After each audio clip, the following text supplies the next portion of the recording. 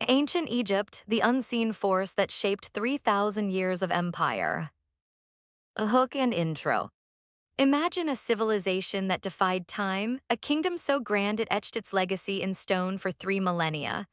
A land born from a single river, protected by an ocean of sand, and ruled by gods on earth. For thousands of years, ancient Egypt stood as a beacon of power, innovation, and unwavering belief, shaping the very course of human history. But how did such an extraordinary empire rise from the desert dust? What were the secrets of its enduring glory? And what hidden weaknesses, after centuries of triumphs, eventually led to its spectacular, yet inevitable, decline? This is not merely a chronicle of pharaohs and pyramids.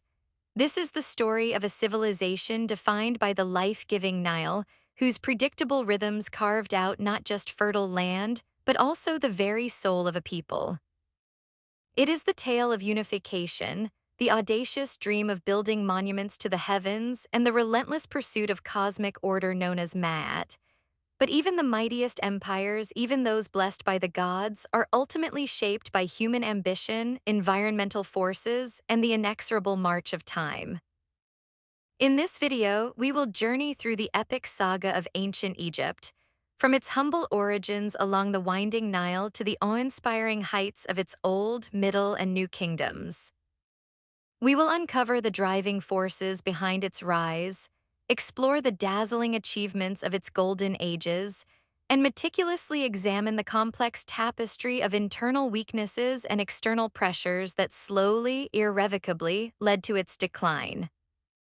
You will witness the strategic brilliance of its rulers, the profound depth of its religious beliefs, and the incredible ingenuity of its people, who managed to maintain a distinct cultural identity even as empires rose and fell around them. From the earliest settlements striving for survival to the sprawling empires trading with distant lands, Egypt's story is a testament to human resilience, ambition, and the timeless quest for immortality. It is a narrative filled with drama, innovation, and profound lessons that resonate even in our modern world. Prepare to be transported back to a time when gods walked among men and the fate of millions hung on the annual bounty of a single river. This is the epic of ancient Egypt, a civilization whose shadow still stretches across the millennia. Historical context and setup. To truly understand the marvel that was ancient Egypt, we must first set the stage, traveling back to a time when the world was young and nascent civilizations were just beginning to coalesce. Our story begins not with a grand empire, but with a singular, indispensable geographical feature: the Nile River. This mighty river, flowing north from the heart of Africa, was not just a water source. It was the very bloodstream of Egyptian civilization. Unlike the more volatile Tigris and Euphrates rivers of Mesopotamia, the Nile's annual inundation was remarkably predictable. Every summer it would swell, overflowing its banks to deposit a rich black silt, transforming the arid desert into incredibly fertile farmland. This predictable cycle allowed for an unparalleled agricultural surplus. Imagine a land where food was abundant, where the rhythms of life were dictated by the reliable rise and fall of the waters. This bounty supported a rapidly growing population and, crucially, allowed for the specialization of labor. No longer did everyone need to farm. Some could become craftsmen, priests, or administrators. The need to manage this precious resource to build irrigation canals, dikes, and granaries naturally spurred cooperation among early settlements, laying the groundwork for more complex societal structures. Beyond its agricultural generosity, Egypt's geography offered another immense advantage: natural defenses.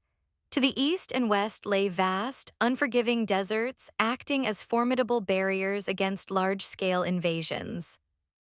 To the north, the Mediterranean Sea, and to the south, the impassable cataracts of the Nile further insulated the budding civilization. This relative isolation, particularly in its early centuries, allowed Egyptian culture to develop its unique identity, traditions, and political systems with remarkable continuity, relatively undisturbed by the constant conflicts that plagued more open regions like Mesopotamia. Before the grandeur of pharaohs, Egypt was a land of diverse, distinct cultures. Along the Nile, various pre-dynastic communities flourished, like the Badarian and Naqada cultures, each developing their own pottery, tools, and social hierarchies. These were not primitive societies. They were dynamic, evolving proto-states, learning to harness the river's power and laying the socio-economic foundations for what was to come. These communities, known as nomes, competed and sometimes cooperated, slowly building the framework for a unified political entity. But the sheer abundance of the Nile also presented a challenge: how to unify and manage such a prosperous, yet geographically fragmented land. This question led to one of the most pivotal moments in human history: the unification of Upper and Lower Egypt. Around 3100 BCE, a legendary figure, King Narmer, often identified with the mythical Menes, is credited with this monumental achievement. Imagine the clash of cultures, the struggle for dominance as the red crown of Lower Egypt and the white crown of Upper Egypt vied for supremacy. Narmer's triumph, symbolically depicted on the Narmer palette, brought these two lands together under a single ruler, establishing the first dynasty and setting the stage for millennia of centralized dynastic rule. With unification came the core ideology that would define Egypt: the concept of the divine pharaoh. The pharaoh was not merely a king, he was a living god, the earthly manifestation of Horus, and later the son of Ra, the sun god. He was the intermediary between humanity and the divine, responsible for maintaining Ma'at, the cosmic order, truth, and justice. A concept so fundamental it permeated every aspect of Egyptian life, from governance to daily rituals. This divine mandate provided unparalleled legitimacy for absolute rule, enabling the pharaoh to command vast resources and labor for projects of truly unimaginable scale. This newly centralized state required a sophisticated administrative machine. Thus, the Egyptian bureaucracy was born, managed by a highly respected class of scribes. These literate elites, mastering the complex art of hieroglyphic writing, were the backbone of the government.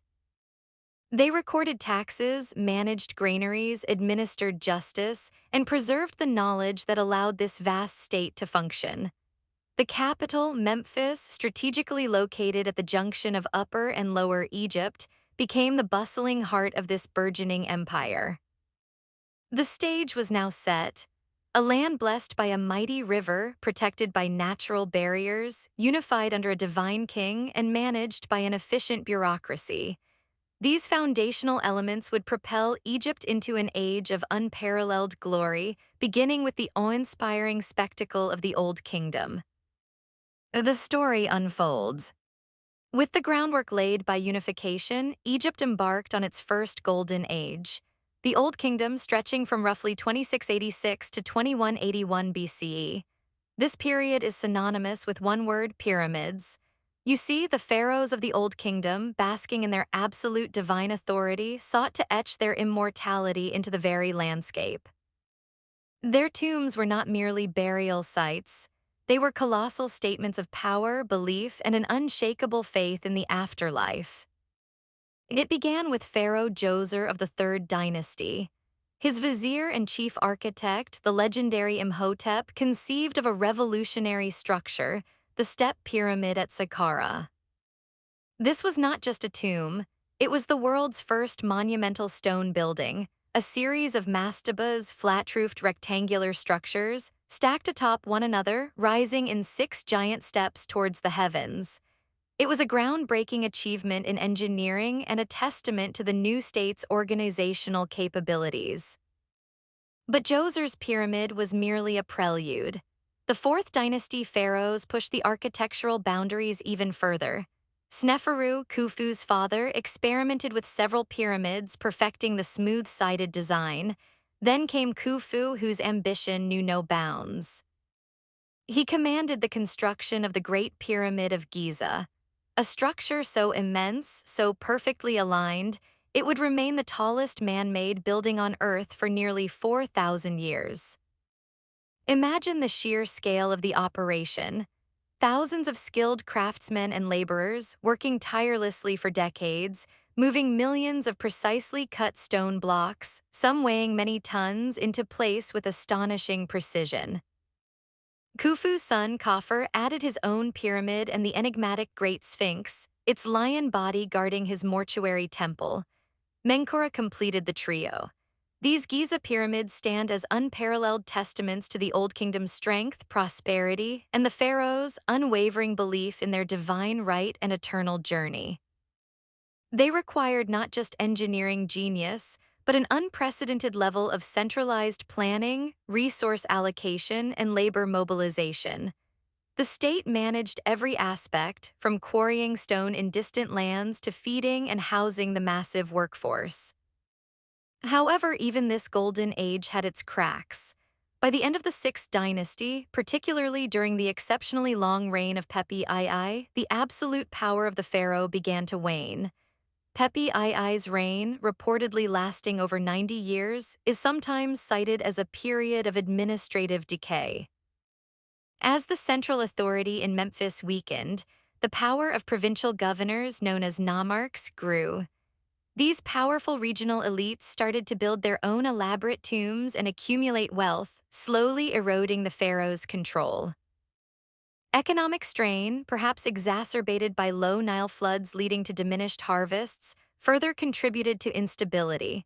The immense cost of pyramid building in previous dynasties, while a display of power, may have also been a drain on long-term resources.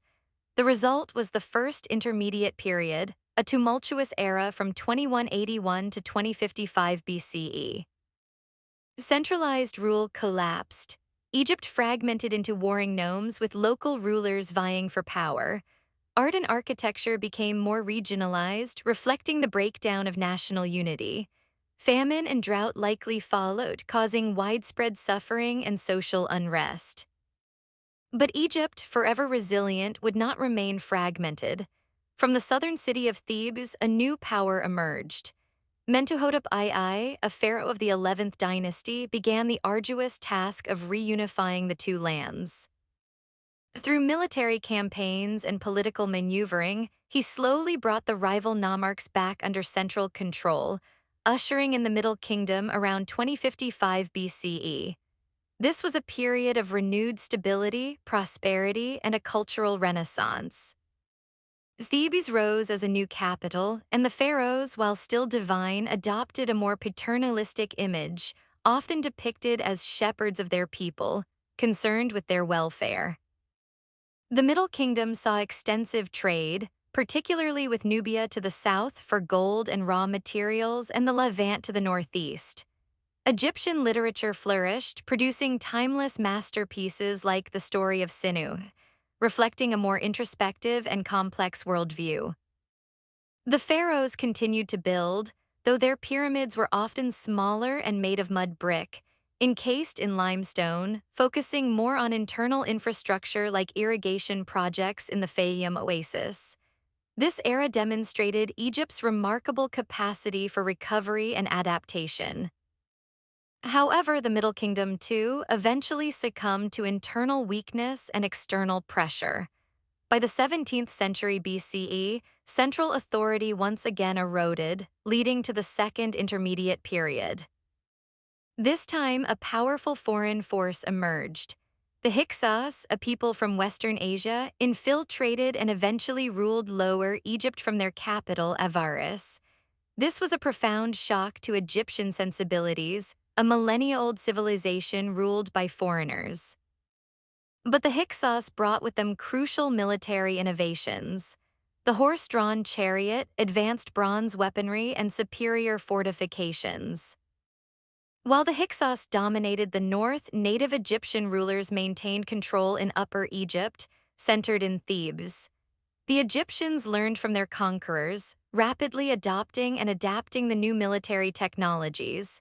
It was this newfound martial prowess that would fuel Egypt's next and arguably most glorious era. Around 1550 BCE, Ahmose I, a pharaoh from Thebes, launched a fierce campaign to expel the Hyksos, successfully driving them out of Egypt and beginning the new kingdom, Egypt's imperial age. This was a period of unprecedented power, wealth, and territorial expansion. The humiliation of foreign rule had instilled in the Egyptians a new, aggressive foreign policy aimed at creating buffer zones and securing resources. The New Kingdom pharaohs were mighty warrior kings and sometimes queens. Hatshepsut, one of the most remarkable female pharaohs, initially ruled as regent for her stepson Thutmose III before boldly declaring herself pharaoh. She brought immense wealth through ambitious trade expeditions, notably to the mysterious land of Punt rather than conquest. Her mortuary temple at Deir el-Bahari remains a testament to her vision and power. Her stepson, Thutmose III, often called the Napoleon of Egypt, was a relentless military genius. He led over 17 campaigns into the Levant, conquering vast territories and establishing an empire that stretched from Nubia in the south to the Euphrates River in the north. Tribute poured into Egypt, making it the wealthiest nation in the ancient world. Grand temples like Karnak and Luxor, with their colossal columns and intricate carvings, were expanded and adorned with the spoils of empire. Then came Akhenaten, a pharaoh who shattered millennia of tradition. Around 1353 BCE, he launched a radical religious revolution, abandoning the worship of the numerous traditional gods, particularly the powerful cult of Amun, in favor of a single deity, the Aten, the sun disk. He moved the capital to a new city, Akhenaten, modern Amarna, and pursued a unique, naturalistic style of art. This was a profound disruption, challenging the very foundations of Egyptian society and the immense power of the Amun priesthood. Akhenaten's revolution, however, did not last. His son, Tutankhamun, who ascended the throne as a young boy, quickly reversed his father's reforms, restoring the old gods and moving the capital back to Thebes. Tutankhamun's enduring fame comes not from his reign, but from the astonishing discovery of his nearly intact tomb in the Valley of the Kings, offering an unparalleled glimpse into the wealth and artistry of the new kingdom. The 19th dynasty brought Ramses II, often known as Ramses the Great. His reign of 66 years was another peak of imperial power, military might, and monumental building. He famously fought the Hittite Empire at the Battle of Kadesh, the largest chariot battle in history, eventually signing the world's first recorded peace treaty. His colossal statues and temples, such as Abu Simbel, still stand as awe-inspiring testaments to his long and prosperous rule. But even Ramses II's long reign could not halt the slow tide of decline. The late New Kingdom faced increasing internal weaknesses and external pressures. Costly wars drained the royal coffers, and the vast bureaucracy, along with the powerful priesthood of Amun, sometimes rivaled the pharaoh's authority. Then came the Sea Peoples, mysterious confederations of maritime raiders who swept across the eastern Mediterranean around 1200 BCE, contributing to the widespread Bronze Age collapse. Ramses III fought valiantly against them, recording his victories on the walls of his mortuary temple at Medinet Habu, but Egypt was weakened, its empire fractured. The New Kingdom, Egypt's Golden Age, gradually collapsed around 1070 BCE. The Third Intermediate Period followed, a prolonged era of political fragmentation, with power divided between rulers in the north and the increasingly powerful high priests of Amun in Thebes. Foreign dynasties, notably Libyans and Nubians, who established the 25th dynasty, ruling all of Egypt as the Black Pharaohs, exerted control, further eroding native Egyptian sovereignty. By the late period, c. 664–332 BCE, Egypt was a shadow of its former glory. It was repeatedly invaded and conquered by powerful, technologically superior empires. The Assyrians sacked Thebes. Later, the mighty Achaemenid Persian Empire under Cambyses II conquered Egypt in 525 BCE, integrating it as a satrapy within their vast empire. Brief periods of native Egyptian resurgence occurred, like the Sate dynasty, but these were temporary reprieves from an inexorable slide towards foreign domination. Then came Alexander the Great. In 332 BCE, he conquered Egypt from the Persians, being welcomed as a liberator. His arrival ushered in the Hellenistic period. After his death, his general Ptolemy I Soter established the Ptolemaic dynasty, a line of Greek pharaohs who ruled Egypt for nearly 3 centuries. Alexandria, founded by Alexander, became a major center of Hellenistic culture, learning, and trade, home to the Great Library and the Pharos Lighthouse. The last of the Ptolemaic rulers was the legendary Cleopatra VII. A brilliant, ambitious queen, she skillfully navigated the treacherous waters of Roman politics, aligning herself first with Julius Caesar and then with Mark Antony in a desperate attempt to preserve Egypt's independence. But her efforts ultimately failed. In 30 BCE, after the defeat of Antony and Cleopatra at the Battle of Actium, Octavian, later Emperor Augustus, annexed Egypt, transforming it into a Roman province. This marked the definitive end of pharaonic rule and, arguably, the end of ancient Egypt as a truly independent civilization, though its rich culture would persist and blend with its new rulers for centuries to come. Impact and legacy. The curtain may have fallen on independent pharaonic Egypt, but its colossal impact on history, culture, and human knowledge remains as enduring as its pyramids. For millennia, this civilization along the Nile crafted a legacy that resonated across the ancient world and continues to captivate us today. First and foremost is the monumental architecture. The pyramids of Giza, the Sphinx, the temples of Karnak and Luxor, the rock-cut tombs of the Valley of the Kings, these are not just impressive structures. They are enduring symbols of human ingenuity, organizational capacity, and profound belief. These engineering marvels, built with astonishing precision without modern tools, inspired awe in ancient Greeks and Romans, and continue to do so for millions of visitors every year. They influenced architectural styles far beyond Egypt's borders, shaping perceptions of grandeur and permanence. Beyond stone, Egypt's cultural and religious influence was immense. Its complex polytheistic system, with its rich pantheon of gods like Ra, Osiris, and Isis, profoundly shaped the spiritual landscape of the ancient Mediterranean. Concepts of divine kingship, the emphasis on cosmic order Ma'at, and elaborate afterlife beliefs, including mummification and the journey through the underworld guided by texts like the Book of the Dead, resonated deeply. The cult of Isis, for instance, spread widely throughout the Roman Empire, demonstrating the pervasive reach of Egyptian spirituality. Ancient Egypt also left an indelible mark on human knowledge and technology. The development of hieroglyphic writing, a sophisticated system of pictorial symbols, along with the use of papyrus as a writing material, revolutionized record-keeping and communication.